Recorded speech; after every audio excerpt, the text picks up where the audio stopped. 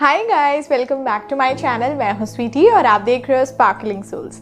आज के वीडियो में हम बात करेंगे एक बहुत खूबसूरत सी सक्सेस स्टोरी की।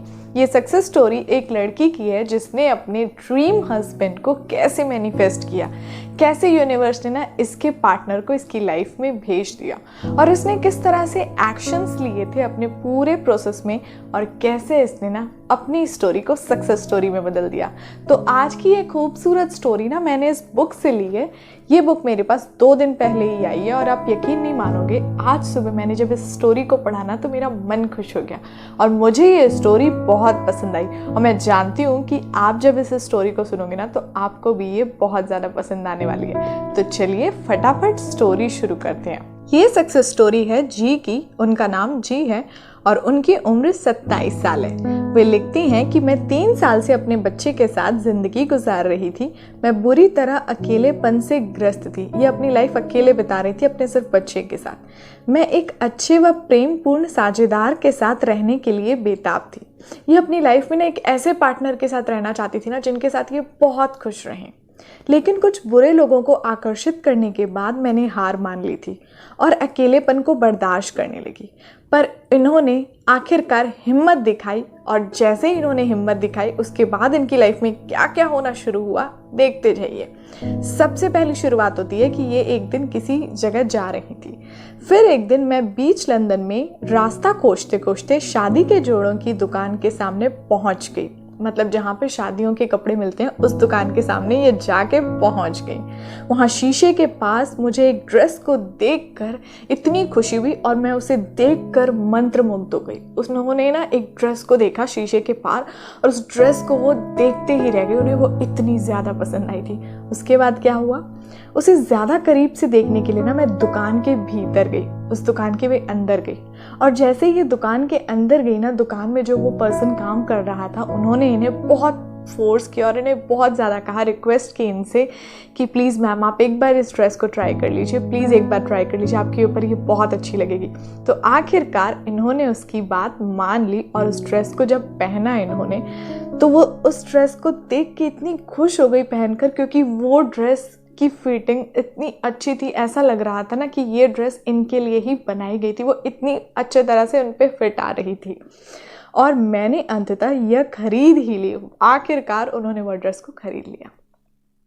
सड़क पर कुछ कदम आगे जाने के बाद मुझे एहसास हुआ कि मैंने शादी का जोड़ा तो खरीद लिया, लेकिन मेरी शादी की कहीं से कहीं तक कोई उम्मीद ही नहीं है। उन्होंने ड्रेस ले लिया पर उनका शादी का कोई प्लान नहीं है। वो सोच भी नहीं रही है शादी के लिए, फिर भी उन्होंने ड्रेस ले ली।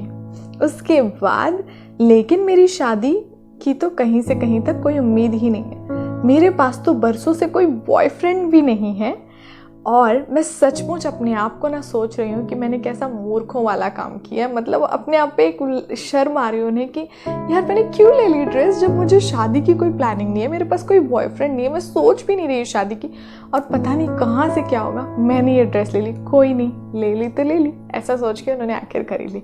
उसके बाद क्या होता जाता है ये देखो, क्योंकि जैसे ही आप डिसाइड करते हो ना कि मुझे मेरी लाइफ में एक ऐसा पार्टनर चाहिए और उसके लिए आप पूरी तरह रेडी हो जाते ना, तो यूनिवर्स आपकी लाइफ में कैसे मैजिक को बिखेरते ना। आगे पढ़िए जो स्टोरी में लिखा है। मैं जिस पते की तलाश कर रही थी, एक्चुअली ना ये एक दिन ना किसी पते को ढूंढ रही थी, किसी जगह इनको जाना था और उन्हें वो एड्रेस नहीं मिल रहा था और वो उस एड्रेस को ढूंढ रही थी।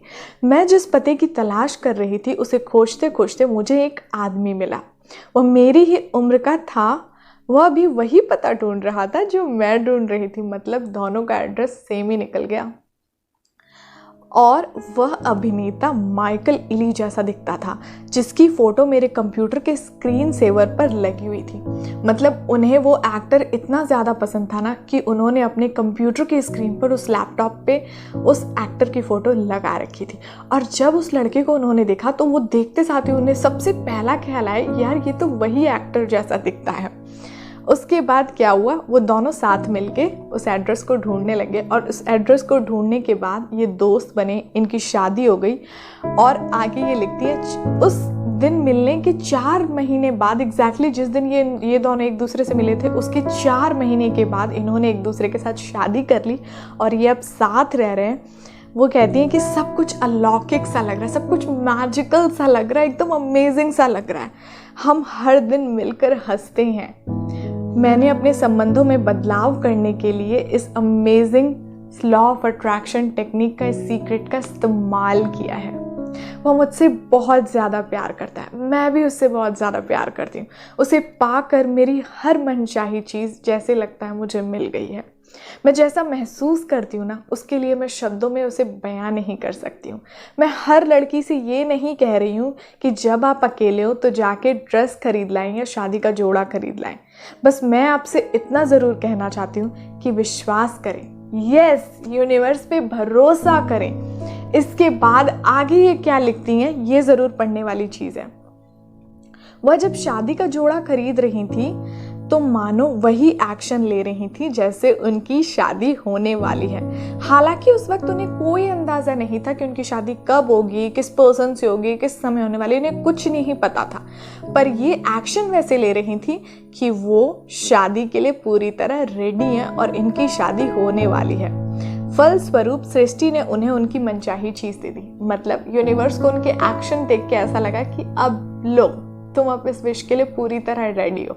उन्होंने राइट एक्शन लिए, अपनी विश से रिलेटेड एक्शन लिए। वो चाह रही थी किसी पार्टनर को मैनिफेस्ट करना, उन्होंने यूनिवर्स को बोल दिया था और वो जाके ड्रेस भी खरीद लाई थी। और यूनिवर्स को ना उन्होंने सही सही साइन भेज दिए, सही सही से एक्शन भेजे, सही वाइब्रेशन भेज दी। जो मैं आपसे हमेशा कहती हूँ कि आपको सही सही एक्शन लेना है।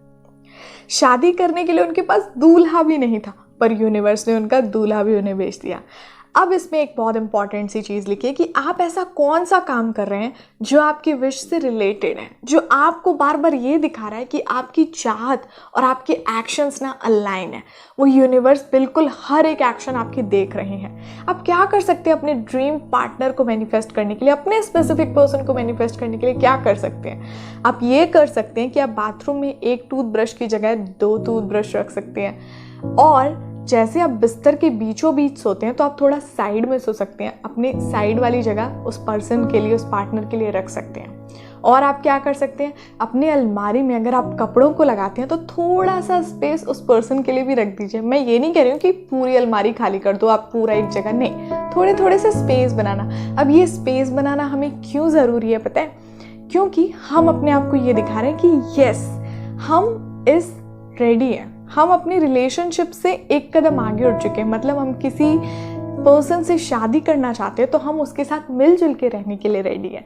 हम पूरा इमोशनली, मेंटली, फिजिकली पूरी तरह इस चीज़ के लिए रेडी और हम वैसे एक्शन ले रहे हैं। तो अगर आप भी अपने पार्टनर को मैनिफेस्ट करना चाहते हो, आप टेक्निक का इस्तेमाल करो और उसके साथ साथ आप कंफ्यूज होते रहते हो ना कि हम क्या कर सकते हैं, तो थोड़ा इन चीज़ों को भी अपने प्रोसेस में आप डालिए और फिर देखिए आप भी जी की तरह कैसे अपने अमेजिंग से पर्सन को अपनी लाइफ में बहुत जल्द मैनिफेस्ट कर लेते हैं। और आप लोग बहुत बहुत सारी सक्सेस स्टोरी प्लीज़ मुझे भेजिए, क्योंकि मैं आप लोगों की सक्सेस स्टोरी का वेट कर रही हूँ। सो गाइज, अब हम मिलते हैं नेक्स्ट वाले वीडियो में। तब तक आप अपना ध्यान रखिए और खुश रहिए। Bye bye.